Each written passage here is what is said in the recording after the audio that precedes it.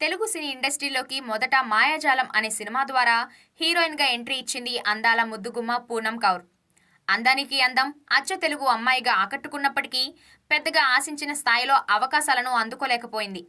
అయితే మధ్యలో ఏం జరిగిందో తెలీదు కానీ ఒక్కసారిగా సినిమాలకు గుడ్ బై చెప్పడం జరిగింది ఈ ముద్దుగుమ్మ. గతంలో కూడా రాజకీయాలలో చురుకుగా పాల్గొంటూ ఉండేది. ఎప్పుడు కూడా వివాదాస్పదమైన పోస్టులను షేర్ చేస్తూ ఉంటుంది పూనమ్ కౌర్.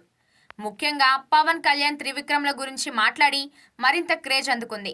ఏదైనా గ్యాప్ దొరికితే చాలు సోషల్ మీడియాలో త్రివిక్రమ్ పైన పూనమ్ కౌర్ ఎన్నో సందర్భాలలో ఫైర్ కావడం మనం చూస్తూనే ఉన్నాం. అయితే ఈ సంక్రాంతికి మహేష్, త్రివిక్రమ్ కాంబినేషన్లో వస్తున్న 'గుంటూరు కారం' సినిమా విడుదల సమయం దగ్గర పడుతూ ఉండడంతో ఈ సినిమా పైన కొన్ని కాపీ ఆరోపణలు వినిపించాయి. ఈ విషయంపై కూడా సంచలన పోస్ట్ చేసింది పూనమ్ కౌర్. ఇప్పుడు తాజాగా పూనమ్ కౌర్, త్రివిక్రమ్ మధ్య విభేదాలు రావడానికి ముఖ్య కారణం ఏంటి అనే విషయంపైన పలు రకాల వార్తలు వైరల్గా మారుతున్నాయి.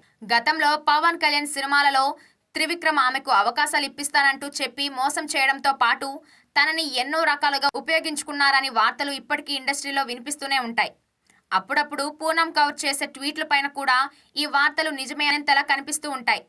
గతంలో కూడా త్రివిక్రమ్‌ని బ్యాన్ చేయాలి అంటూ పలు రకాల ట్వీట్లను షేర్ చేయడం జరిగింది. గతంలో కూడా ఒక వ్యక్తి తన జీవితాన్ని నాశనం చేశారంటూ తాను ఆత్మహత్య చేసుకుంటానన్నా కూడా పట్టించుకోలేదని గతంలో ఒక ట్వీట్ చేస్తూ గురూజీ అని హ్యాష్‌ట్యాగ్‌ను జోడించింది. దాదాపుగా వీరి మధ్య విభేదాలు మొదలై 6 సంవత్సరాల పైనే కావస్తున్నట్లు సమాచారం.